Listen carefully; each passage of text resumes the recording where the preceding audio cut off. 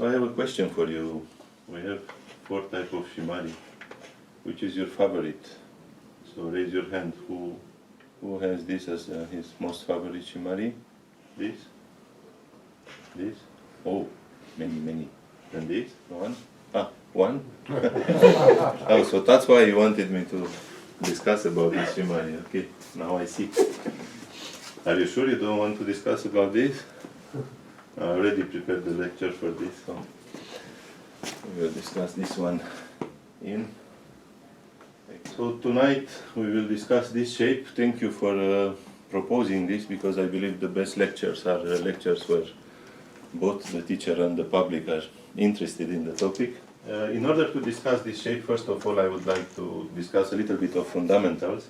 This shape is basically one of the ways to enclose the corner. We have 4 possible moves to enclose the corner. I mean, we can do it like this, like this, like this, like this, but those moves are not really enclosures, are, let's say, special situation moves. In the game of Go we have 2 rules, the rule of encircling stones and the rule of encircling territory. Surrounding stones and surrounding territory. Okay, so these 2 rules make for 2 fundamental principles. One principle is safety, the safety of stones. This comes from the rule of surrounding stones, because stones, as you well know, can get in danger. And another very important concept is the concept of efficiency. This is related to territory. When you want to make territory, you should try to make it in the most efficient way. The reason I reminded you, all of you, about this fundamental principle is that the difference between this kind of shimari, this, and this, is very much related to safety and efficiency. The safety means the distance between the stones. So basically, if you play such a shape, we are very, very safe. But we lose on the other side, we lose efficiency. That's why the least efficient shape to be at least 1 space distance from the Komoko stone, so here and here. This kind of shapes, relationship between the stones, as you notice, is 2 lines between the stones. This means the connection is thin, it's easy to attack, but the attempt to make territory is more efficient. In case this becomes territory, it's a very, very efficient territory. Much bigger than territory that you can get with the other shimari. So we have to discuss the pluses and the minuses. I want to tell you that 30 years ago, can you guess what was the most popular shimari between the 4? Keima shimari, yeah. I studied in Japan, I was told this is by far the best shimari.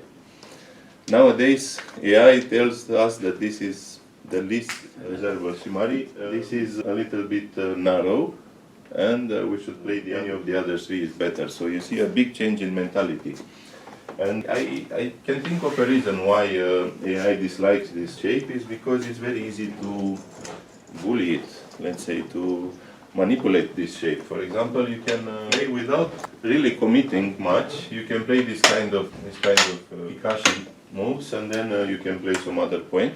You don't feel very guilty about playing such moves, you know? Because the connection between this and this is quite inefficient. But let's compare this to, for example, the Ogeima shimari, this one. Now if you play such an exchange, we notice a big difference in black territory here compared to here. This is much more efficient, which means white is not driven to play such moves. It's not as easy to play such moves with a large shimari, okay? So basically what this means, you have to be more committed when you approach this shape. You cannot just throw one Kikashi and just ignore it. If you want to approach this, you have to really commit. And this is the same for this. This threatens to take large territory in the corner. So if you come from the outside with this kind of Kikashi, you make black shape extremely efficient, which is not good. This shows us that there is quite a big difference in this kind of enclosure between the 4 of them. And also we always have to take into account the difference between the 3rd line and the 4th line. The 3rd line is the territorial line, and the 4th line is the influence line. So when you play this kind of shimari, this or this is a territorial approach. When you play this or this kind of shimari, this is a center approach, you know, so the mentality of the player, the strategy of the player in that game, it's already shown in the first moves by choices the player make between the third line and the fourth line. You know, but there is no one move is better than the other. Each one comes with plus and minus. Yeah, when you come like this, you are more likely to make the corner territory, but it's more easy for the opponent to come from the center, which moves like this, like this. Well, this is quite popular, as you well know. But any move that comes from the center, it's more difficult to counter. By comparison, if you play like this, it's difficult for white to come from the center with such moves, because this will give black a very large territory. So basically, when you see this kind of enclosure on the fourth line, you know that our task is to go underneath, to try to come from here. But when we see this kind of enclosure on the third line, our task is to come from the center and approach, you know? So it completely changes the approach. Okay, so now let's analyze this shape in particular. Being like Nick and Toby, like a two-space jump, this is quite vulnerable to cutting. So this kind of move or this kind of move are later on the objective of the white player. But on an empty board like this, this will not really work well to start attacking. So usually the way to approach such a shimari is to come from the outside, and the vital point of stone on the fourth line is always to come like in Keima relationship underneath on the third line. So this is the most usual way to approach this kind of shape. But because this is vulnerable to entering from underneath, there are many ways to play. For example, this kind of technique is also quite okay to use. This kind of move is also quite okay to use, depending on what you want to do and when you want to do it. The difference is that when you play this kind of move, you only want to leave underneath, and black will stay connected. So this is not dangerous for black, this is only about territory. For example, this kind of tsuke or kosumi, there are all kind of variations like that. This move also this type of continuation here or here. Basically, when you kosumi, you say that you either live in the corner or you can go out. So it's a very easy approach from white. And black should know from the very beginning that when we make this kind of shape, we don't really expect this to be territory. It's a little bit of a mistaken mentality to believe that, okay, I made this and now all this is my territory. When you play two moves like this on the fourth line, then it's normal that white can come underneath and leave, but the real objective of black, I mean the real influence of this powerful shimari is towards the center and towards the side, you know, like this. Okay, so for today I looked through some professional games to give you a sample of how this shimari works in real games. I have three games, but only the Fuseki. We will not analyze the entire game, just to give you a feeling of how this shimari is employed in real games. Those are recent professional games. So this shimari is very popular nowadays, and you can find it a lot in pro games if you want to study. So this is one of the games, started like this. Immediately black make this shimari. The top professionals nowadays, they study with AI, all of them, very seriously. And based on what I noticed about Katago, for example, the top priority is to first finish the fight in the corner before switching to sides, and finish the fight on the sides before switching to center area. So this is kind of what we know, the fundamentals of Go. First the corner, then the side, and then the center. Right now, let's say one corner is taken. We have three corners left. We have this, this, and this. And in your menu should be moves like either we approach this black Komoku here, or if we want to play to protect. Normally, if black comes, black wants to enter Sansan, and if white wants to protect against Sansan, the most popular and probably the best move, but this again, era 30 years ago, the best move was different. Now this is the best move. Maybe 30 years later, there will be some new best move. But right now, this is playing from Hoshi Keima. It's very, very powerful. So if you don't want to approach here, you can just go with this kind of game. Well, the traditional theory is that it's not good to let the opponent make two shimaris. So if black make one shimari, white immediately try to approach the other corner. May I ask, Yeah. instead of the kema, the previous move, down in the lower, Yes. how about extending on the side to the 10-3 point? Yes. That's what I usually do. Yeah, this we all used to do. I mean, veteran players who know the era before AI, playing on the side was quite popular. Yes, is it bad now? Well, depends on who you ask. I mean, if I'm you just asking you.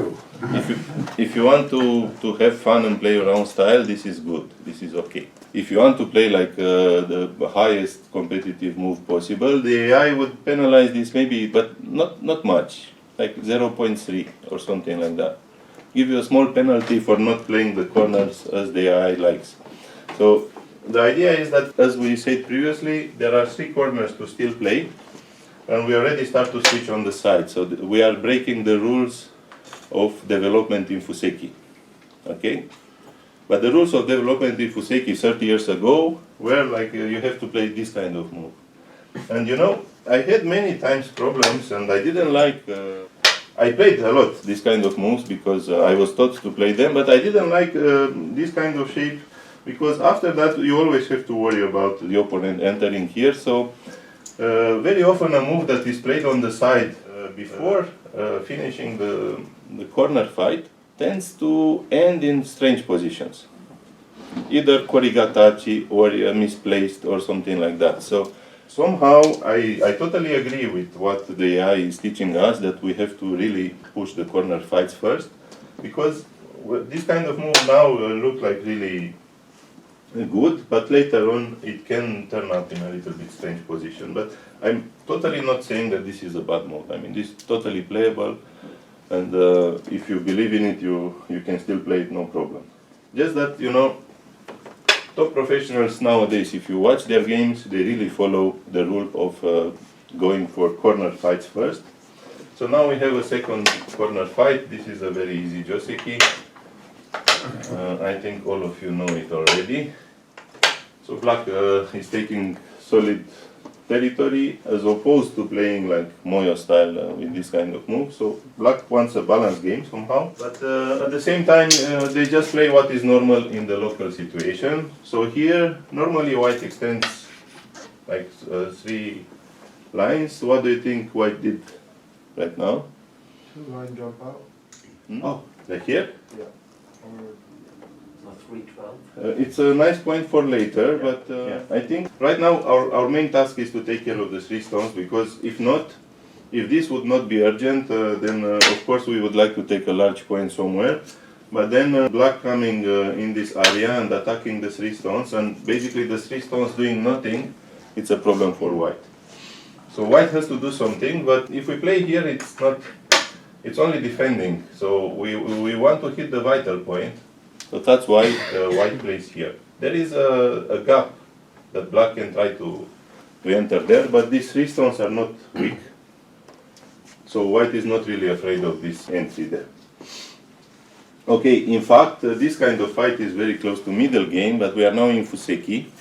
So it's interesting to see how the professionals really respect the rules of Fuseki. I mean, now white extended from the 3 stones somehow with some details, with a plus and minus, let's say, and white is aiming at the weakness we discussed also yesterday.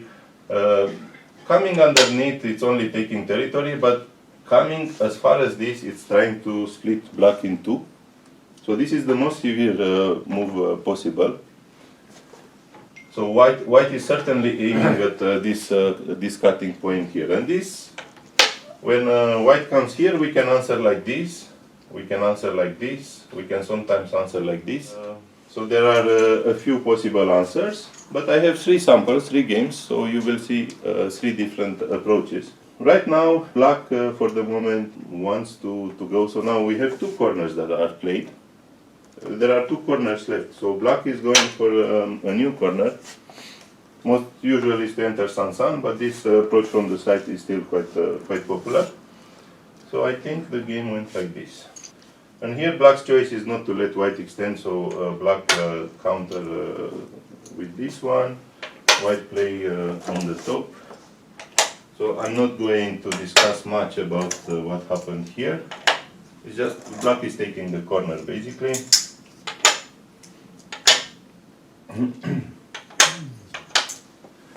So the game went on like this. This means another corner fight is finished. And the white built a pretty strong thickness in exchange for black taking the corner. And with this in mind, instead of playing, now we have a new corner to fight for, and we have also this weakness. With the thickness here in mind, black jumped here. In black's mind, it's like an urgent point. The idea is to increase the moyo here and to decrease white's moyo, so it's kind of moyo line. And the black player obviously believes that he knows very well that Sansan is super urgent and this will come. But he believes that this is a balanced move like that. And now white comes for the weak point here. This is one of the things that we wanted to see. Black's answer this time is to come from the inside and resist everything. White cuts. So up to here this it's totally forced. Okay. From here we have small variations possible. White can play here, but white can also play here. Katago, by the way, recommends this move, but in the game the professional player plays here. It's a slight difference between the two. Anyway, the idea is that now black really has to watch for the corner, but playing like something like this is very submissive, giving white the opportunity to probably white. After this, these two stones are not really so important because black is strong now. So white will likely play this kind of jump and sacrifice the two stones, but now this area starts to become beautiful. So in the game, black resisted from the top. And when white blocks, this is also based on quite careful reading to black cannot die in this corner. For the moment, white seems to be in a lot of trouble here. But we see from the way the white player played the next move that he didn't really put much stock into this. There is the gap between this and these three stones that was dangerous from the beginning, so now white is taking the opportunity to play like this. Basically what did the white manage, compared to simply extending here, white managed to increase his territory quite a lot and to separate black in two, and this means a lot of badaji here, so black should be very, very careful. In fact, the AI recommendation here is that black plays this kind of very tight move to make sure that those four stones are captured. And if black play like this, black is slightly ahead. In the game, this is how strong players try all the time to get more efficiency. So black play like this, and then play this move, which is forcing white to Atari from inside. So like this, black believes that he is also playing Gyose in the corner, he is also getting strong on the outside, and he's taking this more efficiently. But this is criticized by the AI because when white comes in this area, black has a lot of trouble ahead. So white comes with this kind of moves and really starts to create trouble here. So blacks, even if black got a few stones here, and this is really like black played Gyose. Having trouble here and not being able to finish the shade properly, I think this was quite a big minus for black. Okay, so this is as far as I want to go with this first sample. This shows you one of the possible variations with the Tsuke and the Hane. So once again we get very quickly this shimari in the game. So usually black gets to play this because black has the first move. And the game progresses quite normally with this exchange. The famous Shusaku Kosumi that the AI completely agrees that it's a good move. And just one mention, because some people ask me also, what's the difference? I mean, how should I answer if black play here and how should I answer if black play here? Even if it's only one line difference, the white's answer is also different. So if black play tight like this, the Joseki is to play two space extension. But if black try to be more efficient and play this Keima, then the correct Joseki move is to play three space. The reason is that we have to not let black get too easily this kind of big move in the corner. If black plays like this, then when white extends, now this is in a perfect position. That's the main reason why we play like that, to not make it easy for black to close the corner. Of course, the drawback is that there are all kinds of invasion points around here. So this shape is weak, but as long as white has a possibility to make sabaki moves in the corner, for example, this kind of move, this kind of move, this kind of move. So white has a lot of options around here, and then white can afford to play relaxed like this. If the shape is like that, then white doesn't have so much space in the corner, and then the invasion is much more severe. That's why we play tight. When black play tight, we play tight. When black play a little bit loose, we can also play a little bit loose. So you see the balance in the game of Go. Okay, so the professional game that we are discussing went on like this. And now black just follows the modern theory and enters Sansan. White chooses a very simple Joseki. You all are probably very familiar with it. And now, from here, we extend on the third line. So, this wall of stones, what do you think? It's strong or weak? It's strong. I mean, black took a corner in exchange for the 3 stones. So, of course, white gets something. This is thickness towards the outside. But it can also very quickly become a weak group. And you know, the mentality of entering Sansan, this is very important to understand. When you enter Sansan, this is not only about territory, this is about eroding the base of this group and attacking it. So Sansan is actually a very aggressive strategy, not only take territory, but prepare the attack on these kind of stones. But if the white gets very afraid and starts to extend like this, later on, in Yose, when black plays this kind of move,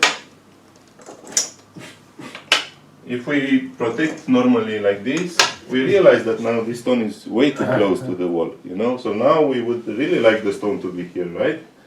Because we want this area to be as big and efficient as possible.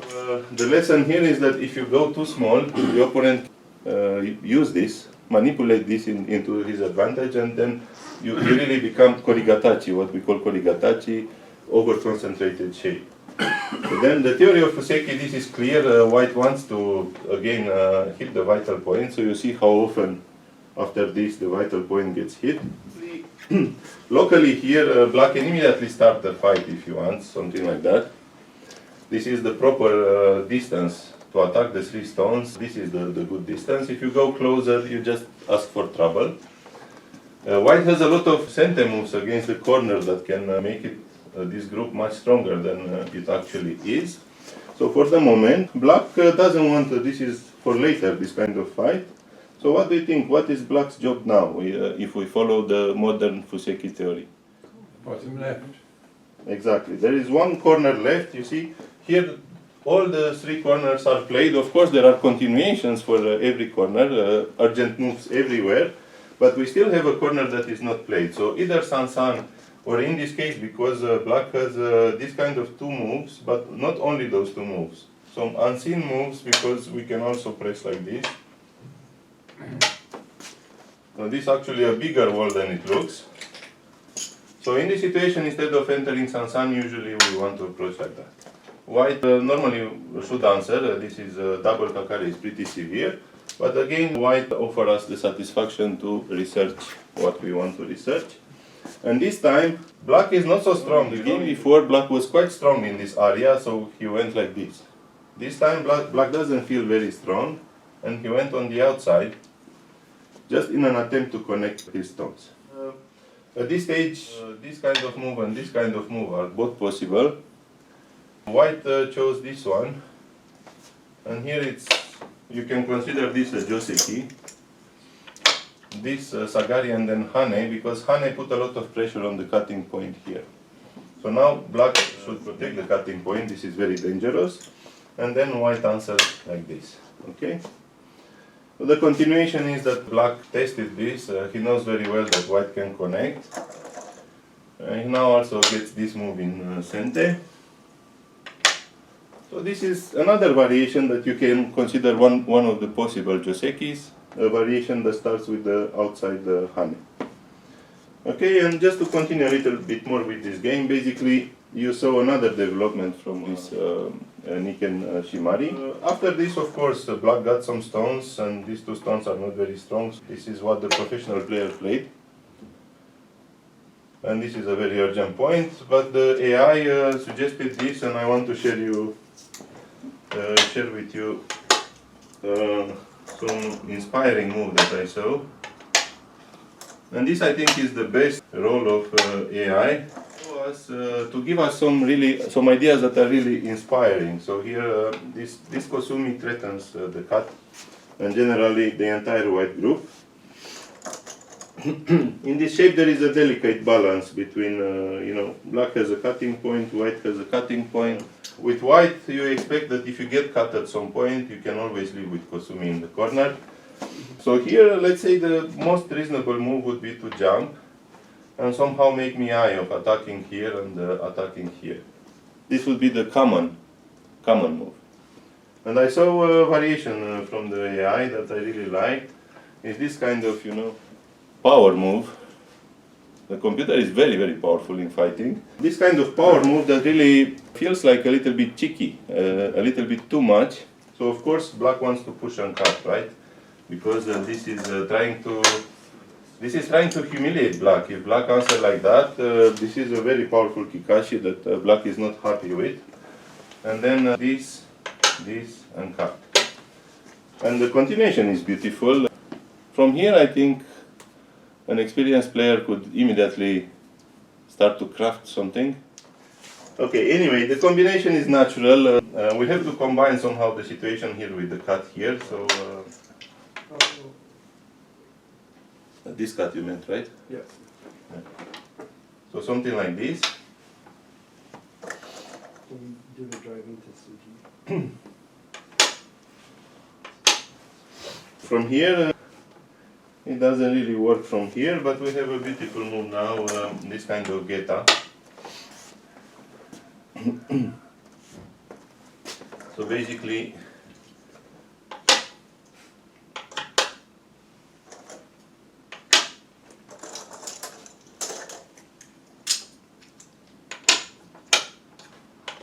now white managed to connect in sente, which is very nice. The shape here is of course full of holes, but for the moment we can keep a very powerful attitude on this side. This cutting point is not possible because of the damage shimari here. So white is giving a lot on the side, but it's coming with a lot of power towards the three black stones here. So this in itself is a variation that I find inspiring, a variation that shows how many hidden gems can be in go positions if we bother to research for them, Okay, so this was the second sample that I chose for our quest of this lecture. Okay, so the final game. And, normally white comes here, but pretty sure that white wanted to try also some other things. This shows a lot of confidence. We let black make two shimari, but white is confident to deal with it. Here. I think the most normal move, if you ask the AI, for example, would be to come here. But he just wanted to experiment something different. And then black enters Sansan, and you can see also from white's attitude here that he is in the mood of a long game, and he wants to play very thick, very passive somehow. White is happy to take gote here. Yeah. This is one of the josekis, new josekis with Hoshi. And finally, black, after taking the corner in sente, is very happy to come back and make his own enclosure. Of course, this would have been possible as well, but this was also black's choice. And well, now basically we played the four corners. Finally, we can switch to the sides, the rhythm of the Fuseki. So we have 1, 2, 3, 4 areas. Can you tell me first which is the smallest one? The bottom. Do you think this is balanced game? Because when I look at it, it looks like black has three corners. Yeah, black is fast and white is thick. This happens a lot. As I said, the white is a very confident player who knows the value of thickness and who is very confident that will transform this thickness into something valuable later. And white is not the kind of player that panic to see two black shimari. If he would panic, he would not allow this to happen. But he's a very, confident player. Okay. Anyway, the games I show you here are the top of the world, like the best human players on the planet.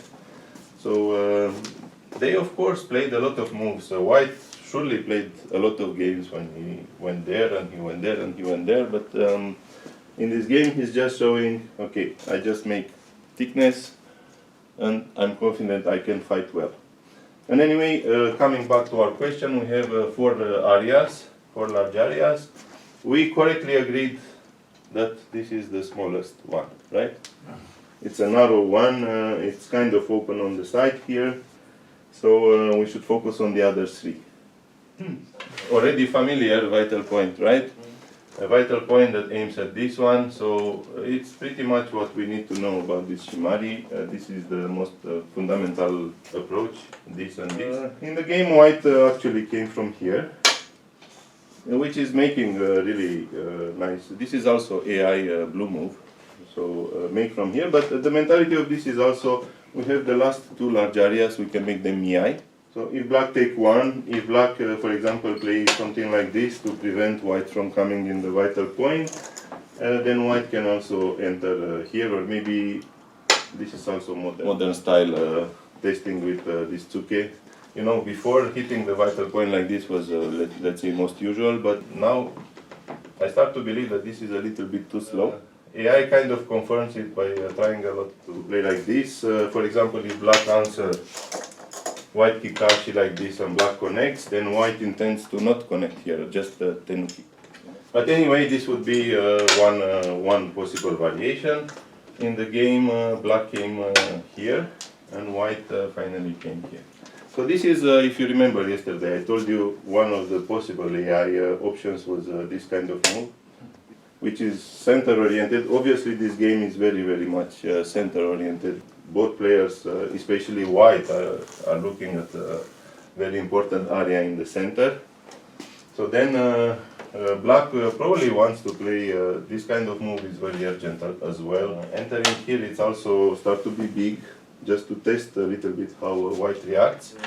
But if black take any other point, white intends to come here and create trouble. Well, actually the blue move in this situation is for black to play like this, but it's also with this in mind, all the time with this in mind. Yes? Yes, so the question is, does white attack that point, the 4-4 point, without having made the approach move first? Can you do that, or you also always need the approach move first? Without this? Yes. Let's look a little bit how it looks like without this shape, without this move.